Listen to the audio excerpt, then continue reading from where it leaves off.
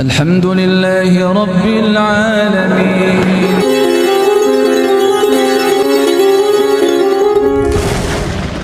Ketika Rasulullah meninggal, tidak ada sahabat Nabi yang mengkoleksi cangkirnya baginda Nabi, tidak ada yang mengkoleksi potongan bukunya Nabi, nggak ada yang mengkoleksi oh ini dulu terumpahnya Nabi. Sekarang aja yang itu dijadikan satu benda keramat, jimat dan lain sebagainya. Ketika Rasul sudah meninggal, yang diagungkan adalah ajaran-ajaran beliau.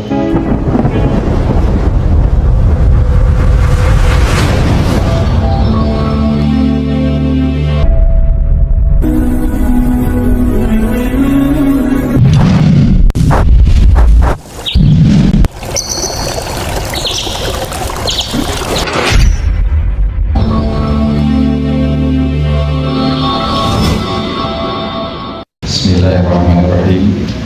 Assalamualaikum warahmatullahi wabarakatuh.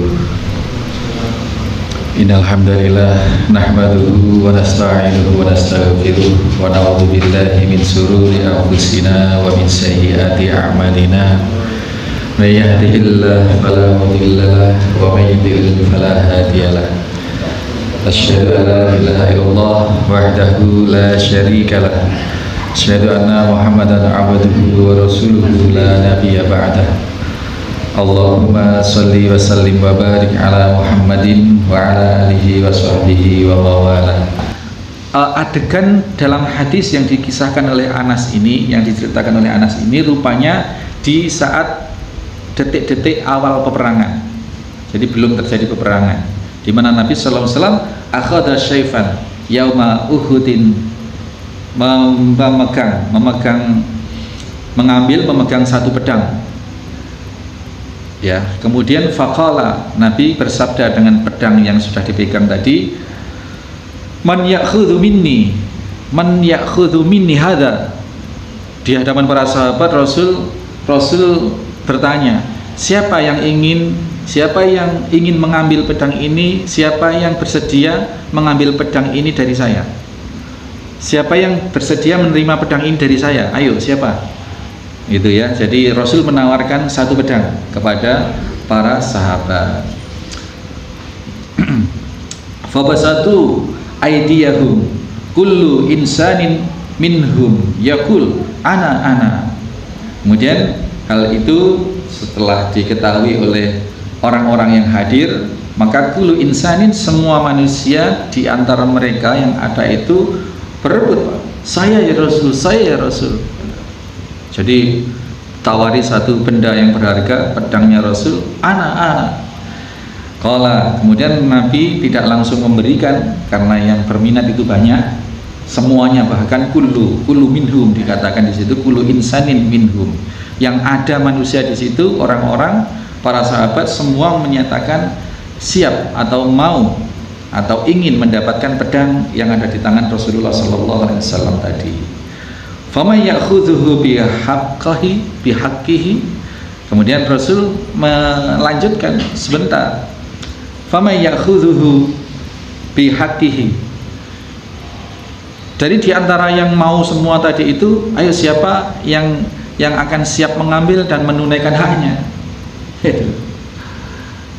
Barulah kemudian fa'ahjamal qaumu faqala Abu Dujanah. Di antara semuanya tadi itu diam, hingga kemudian salah seorang di antara mereka, yakni Abu Dujanah. Abu Dujanah itu salah seorang sahabat. Fa'ahjamal qaumu faqala Abu Dujanata radhiyallahu anhu, yang menjawab dari pertanyaan berikutnya itu hanya satu orang. Ana akhudhuhu bihaqqihi fa akhadahu fa falaqa bihi hamal musyrikin. Kemudian Abu Dujanah mengambil pedang itu dan menyatakan sanggup menunaikan hak pedang itu. Kemudian dia menunaikan apa yang harus ditunaikan, fafalaqa bihi, dengan memakai pedang itu untuk berperang, hamal musyrikin, untuk memenggal kepala-kepala kaum musyrikin di dalam peperangan Uhud itu. Rawahul Muslim.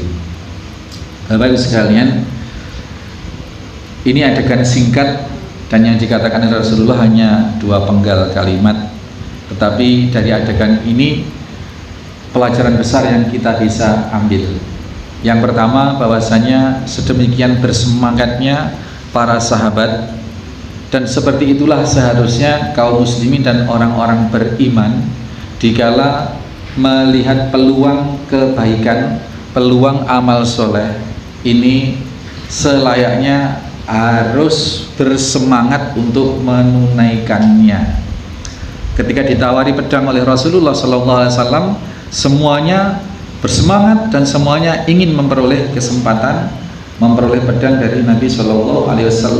Dan pedang itu pastinya mereka sudah paham pedang itu untuk apa, dan di saat hendak melaksanakan sebuah peperangan kan nggak mungkin Pak Rasul memberikan, ayo siapa yang mau ngambil pedang ini dari saya. Nggak mungkin persepsi orang yang ada di depan Rasul, para sahabat itu, pedang itu diberikan untuk iris-iris berambang, nggak mungkin, atau untuk masak, atau untuk ngarik, atau untuk, nggak mungkin. Mereka semua sudah paham ketika dikasih pedang atau ditawari pedang dari Rasulullah itu ya untuk maju berperang jihad fisabilillah, berperang dengan musuh dengan resiko kalau tidak membunuh ya pasti dibunuh. Tetapi kullu insanin minhum, semua yang ada di situ menyatakan siap. Baru setelah Rasul menyatakan dengan kalimat yang lebih spesifik, yang lebih khusus, faman ya'khudhuhu bihaqqihi, siapa yang akan mengambil dengan menunaikan haknya, ini baru mereka para sahabat terdiam. Bukan karena takut atau karena sahabat itu pengecut, tidak. Kita tidak bisa menimbang sedahsyat apa besarnya keimanan para sahabat. Hanya saja ini sebagian ulama menyatakan mereka diamnya ini karena mereka khawatir tidak memahami atau belum memahami maksudnya Rasulullah SAW, bahwa pedang ini diberikan untuk berperang. Mereka sudah paham semua. Tetapi ketika Rasul kemudian menyusuli dengan kalimat siapa yang mau mengambil dengan menunaikan haknya, ini pasti ada sesuatu yang dimaksud itu bagaimana.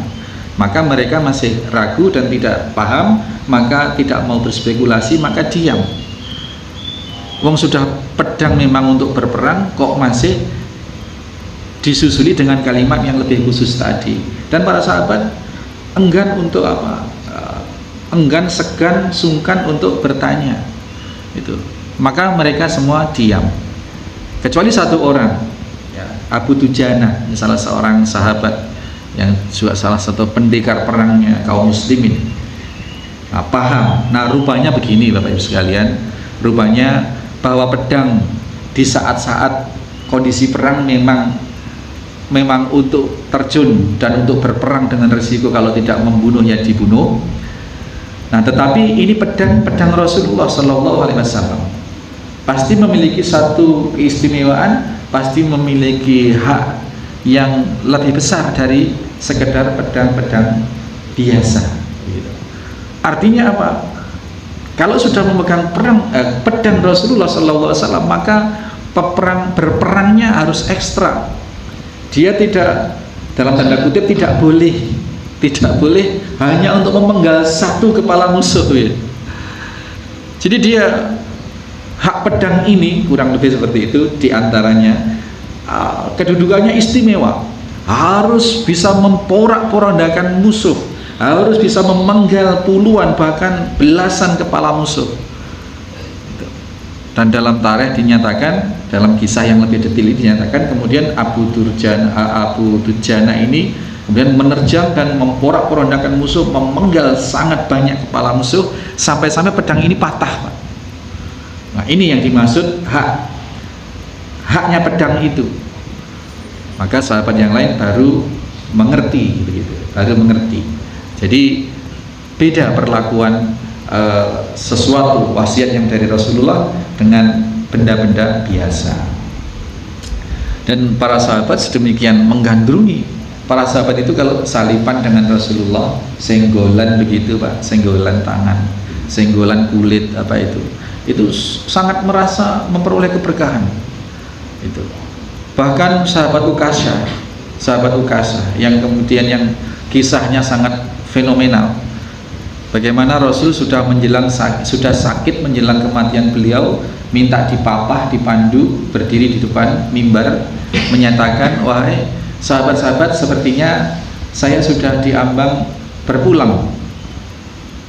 Saya sepertinya sudah mendekati kematian. Maka saya tidak ingin kematian saya membawa beban, membawa hutang apapun kepada sesama manusia. Sehingga wahai para sahabat, kalau kalian selama bersama-sama dengan saya ada yang masih merasa saya punya tanggungan, saya tidak ingat, ada yang kalian merasa saya dolimi, sekarang saya minta maaf, dan sekarang saya mohon hal itu ditunaikan, diselesaikan. Kalau memang pernah saya pukul, pukullah saya. Kalau memang pernah harta sampean saya ambil, sekarang sampaikanlah, barangkali saya lupa begitu. Semua sahabat diam, tertunduk, haru dan menangis.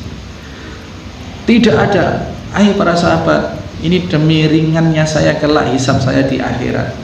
Kata Rasul seperti itu, kurang lebih meminta-minta kepada para sahabat itu untuk mengungkapkan.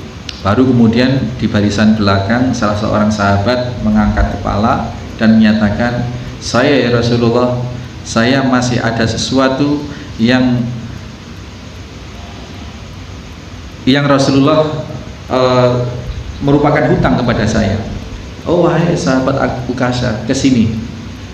Kemudian apa itu gerangan? Ya Rasulullah, ketika dalam satu peperangan saya menyertai Rasulullah, dan Rasulullah mungkin sengaja atau tidak sengaja, tongkat Rasulullah terjatuh atau terpelanting memukul kena punggung saya. Jadi Rasul pernah memukul punggung saya, dan sekarang saya minta diselesaikan itu. Saya ingin juga memukul punggung Rasulullah. Seperti itu. Para sahabat marah Pak sebenarnya, tapi tidak bisa berbuat apa-apa karena itu memang baik. Ukasha, kamu kesini, ini tongkat saya, silahkan pukul saya. Sebagaimana kamu dulu pernah terpukul oleh tongkat ini oleh saya. Lalu sahabat Ukasha diam Pak.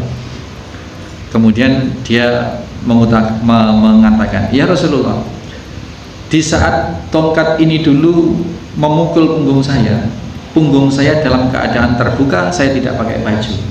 Jadi saya minta keadilan, hari ini pula saya harus memukul punggung Rasulullah dengan tanpa pelapis kain atau tanpa selendang atau tanpa baju.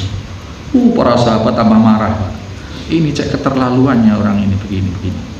Akhirnya baik Ukasha, dibukalah punggung Rasulullah itu, selendang atas Rasulullah itu dibuka sampai beliau tidak pakai baju. Nah setelah itu kemudian Ukasha mendekat dengan tongkat sudah di tangan, akan memukul punggung Rasulullah sebagaimana dia dulu juga kena pukulan dari tongkat itu. Kemudian mendekat. Nah di saat dekat itulah kemudian Ukasha tidak memukul tetapi merangkul punggung Rasulullah. Ya Rasulullah, mana mungkin aku tega memukul engkau. Saya hanya ingin bisa merasakan bersentuhan kulit denganmu ya Rasulullah. Dengan itu saya berharapkan keberkahan sampai yaumil qiyamah kelak kita bisa bersama-sama. Para sahabat pada lega Pak, ternyata tidak dipukul beneran gitu. Ini merupakan cerminan dikala Rasul masih hidup, diri beliau, tubuh beliau, barang-barang beliau ini menjadi satu benda yang sangat-sangat mereka dambakan. Apalagi fatwa beliau, apalagi ucapan-ucapan beliau. Ini dalam kondisi, tetapi ini dalam kondisi masih Rasul hidup.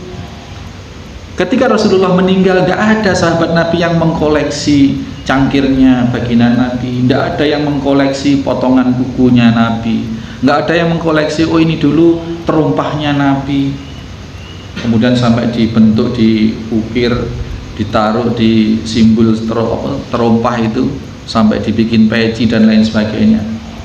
Ada ya Pak tahu? Bentuk kayak sandal itu, bangkia itu kayak ikan cumi-cumi itu loh Pak. Terus di bawah ada kayak roket itu bentuk terumpah Nabi, itu dianggap memiliki khasiat. Kadang-kadang disongkok itu, songkok seperti itu, terus ditaruh dipasang di dinding, bahkan dijadikan jimat. Rambut Rasulullah SAW, kemudian potongan kainnya dan lain sebagainya. Dikala Rasul sudah meninggal, tidak ada sahabat yang sampai seperti itu. Sekarang aja yang itu dijadikan satu benda keramat, jimat dan lain sebagainya. Gitu.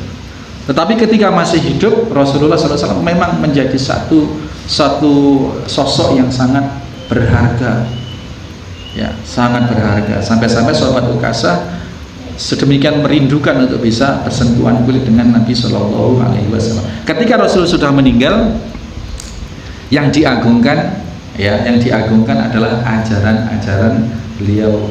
Cara kita mencintai dan mentaati Rasulullah SAW adalah tidak dengan mengkoleksi barang-barang beliau yang kemudian akan tergelincir dalam hal-hal yang khurafat. Kalau di rumah kita ada simbol terumpahnya Nabi, maka rumah kita akan aman, misalkan seperti itu. Ini sudah terjerumus dalam hal-hal yang takhayul, bahkan bisa-bisa ke dalam kesyirikan. Itu tidak diperkenankan. Yang harus kita agungkan adalah ajaran beliau. Cara mengagungkan Nabi kita adalah dengan kita mengkaji, memahami setiap kata yang Rasul SAW pernah keluarkan. Di antaranya dengan cara seperti ini, ngaji kitab-kitab hadis, Arba'in An-Nawawiyah misalkan, dikupas syarahnya, penjelasan dari para ulamanya seperti apa dari kata-kata hadis ini, Riyadhus Shalihin berisi kumpulan-kumpulan petuah-petuah Nabi SAW dari sumber yang sahih, tidak dari sumber yang macam-macam, tidak dari sumber yang tidak jelas gitu, dan dikupas maknanya, maksudnya untuk apa? Bukan untuk gaya-gayaan kita ngumpul setiap Sabtu subuh, bukan untuk ya macam-macam. Tujuannya kita agar berkesempatan memperoleh keberkahan Allah melalui mendalami apa-apa yang Rasulullah SAW ajarkan. Ini perlunya tholabul ilmi, perlunya ngaji. Kemudian satu itu ya faedahnya, bahwasanya milik Rasulullah, barang milik Rasulullah itu memiliki kedudukan yang istimewa. Ketika pedang yang waktu Nabi masih hidup itu diberikan kepada para sahabat dengan hak-hak khususnya, tidak diperlakukan sebagai pedang biasa, tetapi dia memiliki daya dorong untuk berbuat amal soleh yang lebih besar. Nah, kita punya sekarang pusaka dari Nabi, Al-Quran dan As-Sunnah. Itu adalah pedang-pedang warisan Nabi SAW yang harus kita sikapi hari ini, yang kita harus pelajari, kita dalami, kita amalkan isinya. Nah, kalau mempelajarinya saja sudah enggan, itu bagaimana bisa mengerti isinya dan bagaimana bisa melaksanakan ajarannya, itu masalahnya. Itu dia ada loh Pak, orang itu pengajian itu hanya karena semangat berkelompok. Kalau nggak berangkat pengajian sungkan, itu ada. Kalau nggak berangkat pengajian malam apa atau apa itu sungkan dengan tokohnya misalkan, atau khawatir nanti kalau dianggap tidak toleran misalkan, dianggap tidak mau bersama-sama misalkan, sehingga motivasinya datang itu hanya ya tidak menuntut ilmu, begitu, tidak menuntut ilmu. Jadi kita luruskan niat, ya. Kita kadang-kadang ada, saya kalau enggak datang di masjid sana nanti dianggap bagaimana, sana ada pengajian misalkan. Jadi kita bersihkan niat yang selain thalabul ilmi, niat selain untuk memahami ajaran-ajaran Allah dan Rasulnya itu dari niatan kita menuntut ilmu, dari niat-niat yang selain kita benar-benar ingin mendapatkan ilmu dan keberkahan dari ajaran Allah dan Rasulnya itu.